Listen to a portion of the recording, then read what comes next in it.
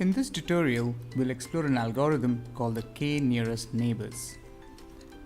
The KNN algorithm is a widely used machine learning algorithm. In machine learning, some common tasks include classification, regression, clustering, and dimensionality reduction. In classification, the algorithm must learn to predict outcomes which are categories. For example, whether a movie will be a hit or a flop, deciding the category of a hurricane, rating employees as high performers, average performers, etc. in a performance appraisal, whether a person will say yes or no to a date. Neighbours is an example of classification algorithm. In classification algorithms, the outcomes are usually qualitative. For example, hits and flops or average performance. Notice here that the output is a qualitative measure. In regression, the algorithm must learn to predict the values, which are quantitative. For example, how much money will a movie make? The wind speed of a hurricane that we are tracking, the number of products an employee sold over a time period, the number of glasses of red wine consumed during a date. Example of regression is simple linear regression. In regression, the outcomes always tend to be quantitative. Both classification and regression are supervised learning tasks. This means we already have labeled data and our model learns from the training set based on the label and predict outcomes for unseen data. The k-nearest neighbors algorithm can be used for both classification and regression. The k in KNN or k-nearest neighbors is a number. Example, 3 nearest neighbors. This number is a representation of training instances in a metric space. For example, Singapore is most similar to which of the below countries? Brazil, United States, Hong Kong, Slovenia, Japan, Malaysia, Italy, etc. You can start to evaluate this on various features. For example, population size, geographical mass, GDP, housing price, etc. If we used just the population size and per capita income, which country would Singapore be most similar to? Maybe Hong Kong? In data science, we do not speculate. We use data.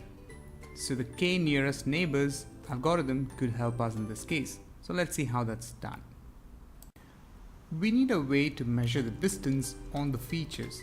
Example, if we used population size, then we would have 203 million as the difference between Singapore's population and Brazil's population.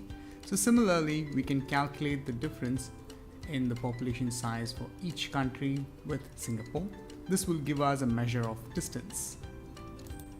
From this, we can see that the distance is the lowest for Hong Kong on the population parameter. What if we added another feature to compare the distance? This will make it a two-dimensional space. For example, per capita income. So now we have population and per capita income as two parameters on which we're comparing Singapore. For classification tasks, a set of tuples of feature vectors and class labels comprise the training set. So for example, here the features are population and per capita, and the labels are classified as regions. So this is an example of multi-label classification because we have many possible combinations or many possible labels: Asia, North America, South America, etc. Now we'll take a look at an example of binary classification. Let's say we have a situation where we need to predict gender based on the number of selfies a person has taken. So we already have data which contains one feature and corresponding labels. The feature here is the number of selfies, and it's been labeled as whether it was taken by a male or a female.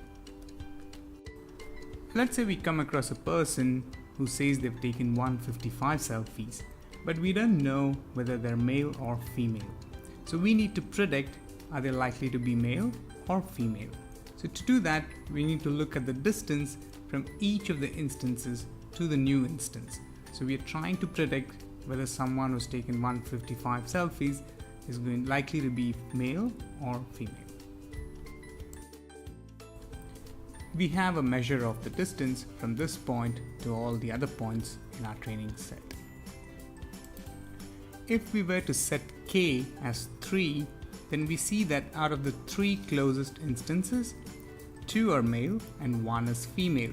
So the new person with 155 selfies is likely to be a male based on the mode, which is the most frequently occurring instance. In this case, we set it as 3, so out of 3 closest instances, 2 are male. The k is often set to an odd number to prevent ties. Let's say we have one more feature, number of friends a person has. So this makes it a two-dimensional space. So essentially now we have number of friends and number of selfies taken. These are like a two-dimensional space. Plotting it on a graph, it looks like this. So on the y-axis, we have number of friends. On the x-axis, number of selfies taken. So in the circles, all the blue ones are men and all the orange ones are denoted as women. So for example, here we have a woman who had 170 selfies and around 65 friends. We are now using features from two explanatory variables to predict the value of the response variable. K and N is not limited to 2 features. The algorithm can use an arbitrary number of features, but more than 3 features cannot be visualized. From the plot, we can see that women, denoted by the orange markers, tend to take more selfies and have more friends than men. This observation is probably consistent with your experience. Now let's use K and N to predict whether a person with a given number of selfies and a number of friends is a man or a woman. Let's assume that we want to predict the sex of a person, and this person has 155 selfies and has 70 friends. And this is the point. So now we must define our distance measure, a way for us to figure out how far this point is from each of the other points. In this case, we will use the Euclidean distance, the straight line distance between points in a Euclidean space. Euclidean distance in a two-dimensional space is given by the formula d equals square root of x2 minus x1 whole square plus y2 minus y1 whole square. For example, for us to find out the distance between these 2 points, it will be 80 minus 70, that's x2 minus x1. And then we need to look at y2 minus y1. So this point is at around 183. So it's 183 minus 155. So we put that into this formula and we get our distance for these 2 points.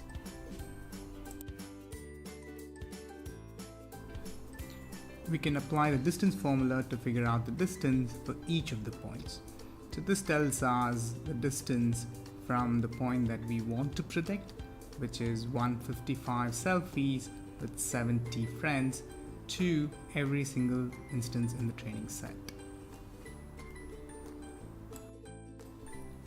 So finally, we will set k to 5 and select the 5 nearest training instances. Which are the 5 nearest neighbors? Take a look at the distance and identify 5 nearest neighbors.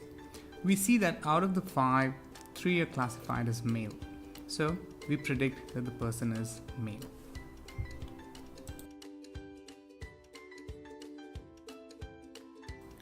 The distance between 2 points on a graph can also be calculated using the Pythagoras theorem.